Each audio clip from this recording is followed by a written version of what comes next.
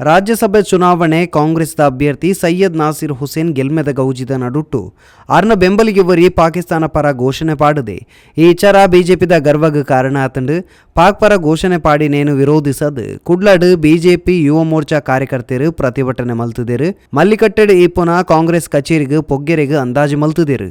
BJP ಕಾರ್ಯಕರ್ತರು ಕಾಂಗ್ರೆಸ್ ಕಚೇರಿಗೆ ಪೊಗ್ಗುವರು ಬಂದು ಕಾಂಗ್ರೆಸ್ ಕಚೇರಿದ ಎದುರು ಪೊಲೀಸ್ ತಕ್ಕಲು ಒವ್ವೇ ರೀತಿದ ಅಹಿತಕರ ಘಟನೆ ಆವಂದಿಲೆಕ ಭಾರಿ ಭದ್ರತೆ ಮಲ್ತೊಂದುಲ್ಲೇರು.